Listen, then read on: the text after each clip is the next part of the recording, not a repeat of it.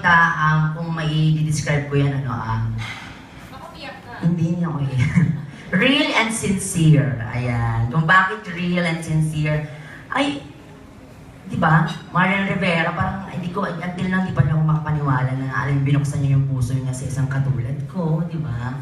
Na, di ba? Di ba? Totoo naman yun. Tsaka, kanina may nagtanong sa akin kung ipagpapalit daw ba kita. Ayan. So, naisip ko, hindi ba ako makakasagot? Tapos kanina naisip ko, hindi mangyayari yun. Kasi sa lahat ng mga naging kaibigan kong artista, siya lang yung lagi nagsisimba at talagang, oo, totoo po. Kasi nag-umikot po kami ng, di ba dati sa mga regional shows po. At yun talaga yung hindi ko ipagsasawa po na i-share sa inyong lahat. Na sa lahat ng pinuntahan namin ni Marian, lagi niya akong dinadala. Lagi niya kaming dinadala lahat sa simbahan para magpasalamat sa lahat ng mga blessings. So, sabi ko, thankful talaga ako kay Lord kasi binigay siya sa akin na, ano ba ito? So yun po, yun yung Tita Linda yung masabi ko at may share sa audience. Ganun, napakaswerte ko po na naging kaibigan ko si Yan kasi naging inspirasyon siya sa akin para mas maging malapit ako kay Lord. Yun lang. At dahil co-host ka niya sa Yan ang Morning, nag-bloom din, nag-upgrade din ang iyong aura, di ba? At saka po ba ako dati? Wala na yung mga colorful wig na natatanong. Opo, wala na. Ano lang po nga, medyo lang po. Formal, ganyan. Minsan nga po sa show namin, pagkaparehas kami ng buko, kulang na lang pati damit. Minsan sabi ko nga, ikaw na ang host. Minsan naasar ko siya. Thankful ako kasi dito rin ko rin naranasan talaga yung may wardrobe, ganyan. Makeup artist ha? Request. Makeup artist. Kaya thankful talaga ako sa Yan ang Morning, lalo na kay Yan. Ayun. Thank you, Tita Linda. Kinabahan naman ako sa iyo. Susunod, ito na. Si Tita Mercy. Tita Mercy. Hi, good afternoon. Hi, Maya. Miss you. Hi! Miss you, Na-miss ako. Hindi, dahil nanganak ka na, diba? Ano sikreto mo? Ang ganda pa rin ng katitad mo, tapos yung best luck mo, yung hindi humura. Best luck? Oo. Ganda mo pa rin. Pwede ka pa rin maligaw. Bakit? Pag nanganak ba, pumapangit? Paano bang maging isang ina? Para ma-experience mo dito sa ano mo. Yan. Alam mo, hindi ko alam, siguro yung mga nanay makaka-relate sa akin. Ang pagiging isang ina ay priceless talaga. Talagang sabi ko nga, mahirap man mabuntis at mag-labor. Pero pag nakita mo na may resulta, sasabihin mo, Lord, sana bigyan mo pa ako. Kasi pag-isip ko sa umaga, makita ko yung asawa ko, ang gwapo. Pagtingin ko sa kabila, yung anak ko, napaka-bubbly din. Umaga pa lang, palaging nakasmile. Kaya ang sarap, ang ganda ng aura. Sabi ko nga, napakabait sa akin ng Diyos para ipa-experience ito sa akin.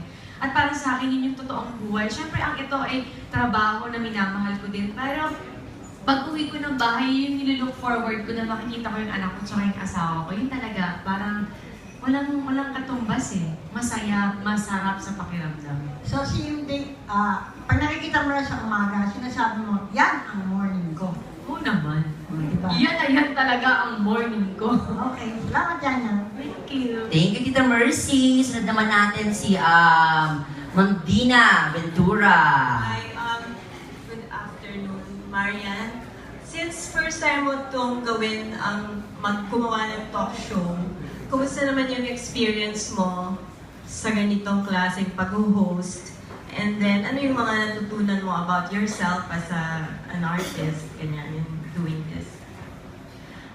Ako ay transparent na tao, diretso po ako sumagot. To be honest, hindi ko naman po talaga forte ang pag-host. Pero palagi kong sinasabi sa mga interviews ko, wala naman sigurong masama kung susubukan mo ang mga bagay na hindi ka pamilyar. Dahil ako bilang isang ina, marami din ako mga bagay na na-realize na, ay, kaya ko pala ito. Ay, magagawa ko pala ito. So sabi ko, bakit hindi ko siya i-apply sa hosting? Wala naman siguro masama. Kaya siguro kung mapapansin nyo, halos lahat ng tagline namin parang kung kaya niyan, kaya niyo din. Ibig sabihin kasi nito, kumbaga hindi lang ako yung matututo dito sa Yan ang Morning. Kahit ako sa mga audience, off-cam, at least makikita rin nila direct and mga staff. And kung nakikipag-usap ako sa mga guests namin, nagtatanong ako sa kanila, example, about breastfeeding. May mga guests kami na mga mommy vlogger. Tatanong ako na, ano pa bang kailangan kong gawin para mas dumami yung milk ko? So natututo rin talaga ako. At ang sarap lang kasi araw-araw sa taping namin, ibang-ibang tao yung nakakasaluma ko. Araw-araw marami akong natututunan at na-apply ko yan sa sarili ko. So ang sarap lang. Buti naman. Nanonood ka ba ng mga ibang talk shows pag may time ka? Kung oo, sino yung mga nagugustuhan mong talk show hosts na parang feeling mo Sa ngayon, yung natutunan ka totoo, rin? to be honest, wala akong pinapanood na talk show. Yung oras ko kulang sa anak ko. Tapos siguro kung may time lang, ang maganda lang siguro ang ginagawa ko para ma-rehearse ako o para malaman ko yung flow. Nandiyan kasi talaga yung asawa ko, to be honest, na para basahin ko sa kanya yung script. Tapos minsan may mga question kasi doon about sa mag-asawa na papaluin mo ba ang anak mo o hindi. Minsan nagbabanding kami ng asawa ko, alam mo ba yung topic ko sa yan ang morning? May topic dito kung papaluin daw yung anak para in a form of parang disiplina, gagawin ba natin to? So, napaka-supportive nito. Kaya sobrang thankful ako. Siguro, yun yung isa sa mga isasagot ko. Nagiging blooming ang isang babae kapag sinusuportahan ka talaga ng partner mo. All throughout, wala siyang reklamo at nandiyan siya para i-guide ka pa. Ganun ka-supportive sa akin si Dong. Kaya siguro masaya lang. Although inaamin ko, mahirap naman talaga ang mga bagay na hindi ka pamilya. So, unti-unti siguro matututunan ko din. Malay nyo nga, mag-live na kami. Thank you. Salamat! Thank you, Miss Dina.